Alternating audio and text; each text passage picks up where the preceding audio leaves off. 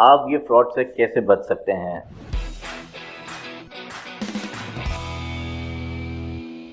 तो व्यूअर्स, मैं आपको इसमें एडवाइस करूँगा कि अगर आप चाहते हैं कि आप जिस भी रियल्टर के थ्रू काम कर रहे हैं वो रिलायबल हो, या किसी भी बिल्डर पे इन्वेस्ट कर रहे हैं वो रिलायबल हो, तो सबसे पहले उसकी गुडविल चेक करें। मार्केट में आपको इजीली एक बिल्डर की रेपुटेशन पता चल जाती है, एक रियल्टर की गुडविल पता चल जाती है। तो सबसे पहले आप उसकी गुडविल चेक करें। अगर वो बिल्डर है तो उसने कितने प्रोजेक्ट्स डिलीवर करे हैं, कितने उसने प्रोजेक्ट्स अनाउंस करे हुए हैं। अगर फर्ज करें एक बिल्डर है जिसके 10 प्रोजेक्ट अनाउंस है, डिलीवर एक भी नहीं है, तो वहाँ से बचें। और अगर एक बिल्डर है जिसने 4 प्रोजेक्ट अनाउंस करें, 2 डिलीवर्ड है, तो ऑब्वियसली आप उसका काम देख सकते हैं, आप उसकी क्वालिटी ऑफ कंस्ट्रक्शन देख सकते हैं, आप उसकी डिलीवरी टाइम देख सकते हैं, तो काफ़ी आपको आइडिया हो जाएगा। सेकंड, आपको जो आइडिया होता है, बहुत से क्लाइंट जो फ्रॉड में फंसते हैं या जिनके साथ फ्रॉड होता है, तो मैंने तो यही नोट करा है कि कहीं ना कहीं उनकी खुद की गलती होती है कि अगर मार्केट में 10 लोग आपको एक चीज़ कोट कर रहे हैं एक मार्केट रेट पे, और एक आपको उससे 10% नीचे कोट कर रहे हैं, तो वहाँ आपको समझ जाना चाहिए कि कुछ गड़बड़ है।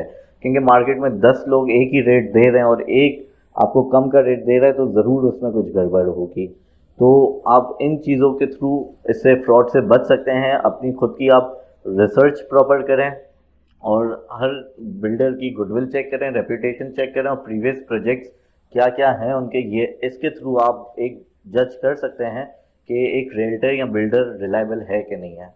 और व्यूअर्स, सबसे ज़्यादा जो फ्रॉड होता है बैरिया टाउन में वो इस तरह से होता है कि आप नक्शे पे देख के कुछ भी ना लें।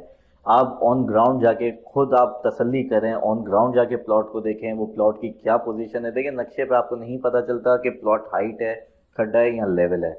अक्सर यहाँ पर एजेंट्स, हमने काफ़ी ऐसे सिनेरियोज देखे हैं जिसमें एजेंट क्लाइंट को कन्वे कुछ और करते हैं और निकलता कुछ और है।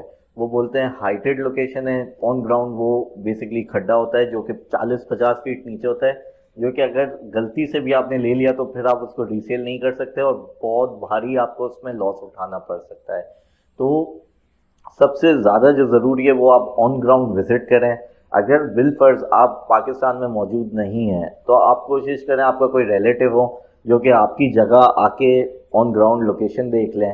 उससे आपको काफ़ी आइडिया हो जाएगा प्लॉट का, क्योंकि सबसे ज़्यादा फ्रॉड जो होता है वो ऐसे ही होता है कि आपको मार्केट रेट से कम में कोई चीज़ मिल रही होती है और वो ऑन ग्राउंड उसकी जो लोकेशन होती है वो डैमेज होती है। तो आप डैमेज प्लॉट से भी बचें क्योंकि वो फिर रीसेल नहीं होता है। और व्यूअर्स, मैं आपको इसमें एक और अहम बात बताना चाहता हूँ कि जो ट्रांसफ़र का प्रोसेस होता है, ट्रांसफ़र से पहले बेसिकली बहरिया में ये ट्रेंड नहीं है एग्रीमेंट का, पर आप इस पे जाएं कि आप जिस भी रियल्टर से काम करें आप उसको बोलें प्रॉपर डॉक्यूमेंटेशन होनी चाहिए, एक एक डॉक्यूमेंट साइन होने चाहिए, जिसमें जब आप टोकन एग्रीमेंट करते हैं तो उसमें बायर और सेलर चलें, अगर मिल नहीं भी रहे तो एक एग्रीमेंट साइन हो, एक प्रॉपर डॉक्यूमेंटेशन के साथ आप जाएं, ताकि कल को अगर कोई कुछ भी 19-20 हो या कोई मसला हो तो आप उसको क्लेम कर सकते हैं, उसकी प्रॉपर्टी पे आप स्टे लगा सकते हैं और कोर्ट में भी इसको चैलेंज कर सकते हैं। इसके लिए बहुत ज़रूरी है कि प्रॉपर डॉक्यूमेंटेशन हो।